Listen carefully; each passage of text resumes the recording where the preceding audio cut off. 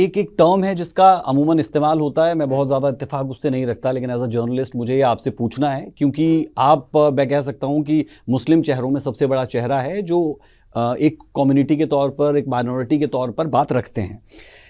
लगातार कहा जाता है इस्लामिक टेररिज्म, हिंदू टेररिज्म को भी बढ़ाने की या एक मुखौटा देने की कोशिश हुई थी मुंबई अटैक में कि आपने मौली का धागा, जो मैंने भी इस वक्त हाथ पर बांधा है, वैसे ही कुछ बांध लिया गया, अलग अलग कोशिशें।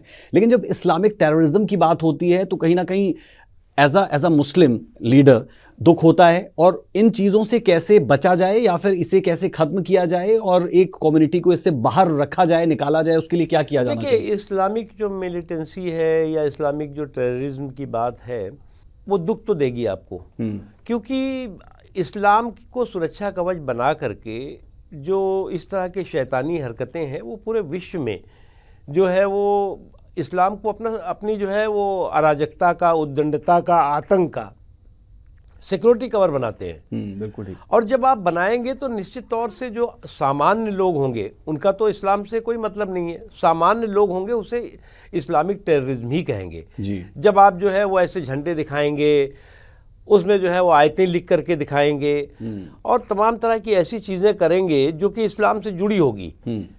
इस्लाम उसको उसकी इजाज़त नहीं देता, इस्लाम की उस तरह की शिक्षा नहीं देता, लेकिन आप तो उसको लहरा रहे हो ना, तो वो निश्चित तौर से, इसीलिए मैंने कहा कि ये जो है इंसानियत से ज़्यादा इस्लाम के दुश्मन है ये लोग, और ये बात इस्लाम के मानने वाले लोगों को समझना होगा।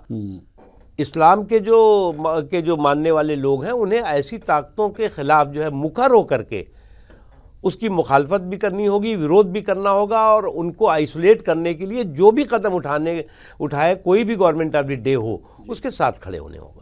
बिल्कुल, क्योंकि हम इस्लामिक टेररिज्म पर हमने बातचीत की और आपने बहुत स्पष्टता के साथ इसे समझाया भी, लेकिन इसकी शुरुआत कहाँ से होती है? तो उसके लिए बहुत हद तक मैं इसके लिए भी कहता हूँ हमेशा कि हमेशा हर एक चीज़ ब्लैक एंड वाइट नहीं होती, कुछ ग्रे एरिया भी होता है, कुछ लोग अच्छे होते हैं, कुछ बुरे होते हैं। लेकिन जब मदरसों का जिक्र होता है तो मदरसे कहीं ना कहीं एक पॉइंट ऑफ सेंटर रहता है जिसे इसके लिए जिम्मेदार ठहरा दिया जाता है। और क्या मदरसे वाकई में आपको ग्लोबल विलेज में वो जगह दिला पाने में कामयाब हो सकते हैं? आप क्या सोचते हैं इस बारे में? नहीं हो सकते राज साहब, मैं बताऊं, बिल्कुल नहीं हो सकते।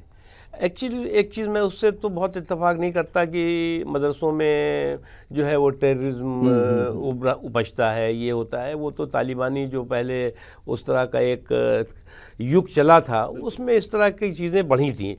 यहाँ पर भी जो है वो बीच में मदरसों की जो है एक मशरूमिंग ग्रोथ हुई जी, जो अनकाउंटेड मदरसे जिनका कि कहीं कोई रिकॉर्ड नहीं, जिनका कोई कहीं जो है वो लेखा जोखा नहीं, वो बहुत तेज़ी के साथ बढ़े, और ख़ास तौर से बॉर्डर स्टेट्स में। बिल्कुल, पी की जो योगी जी की सरकार ने इस दिशा में काम किया है, बहुत अच्छा किया है। ओके। उन्होंने जो है वो मदरसों को लेकर के एक पोर्टल तैयार किया। मेरी समझ से ये 5 साल पहले की बात है। बिल्कुल। और उन्होंने कहा कि साहब जितने मदरसे हैं हमारे राज्य में, काउंटेड आपने पहले ही कहा, वो सब जो है हमको हमारे पोर्टल में आना होगा।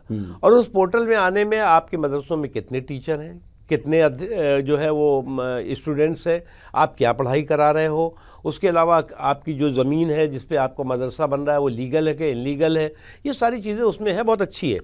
उसमें मुझे खुशी है कि 90% मदरसे जो है उस पोर्टल में आ गए। ओके। और योगी जी ने कहा कि देखिए उसके साथ ही साथ आप अपना जो मदरसों में पढ़ाते हैं शिक्षा पढ़ाइए, उसके साथ ही साथ आपको जो है मुख्य धारा की शिक्षा, बिल्कुल, हिंदी है, मैथ है, साइंस है, अंग्रेज़ी है, ये शिक्षा को भी बच्चों को देना होगा।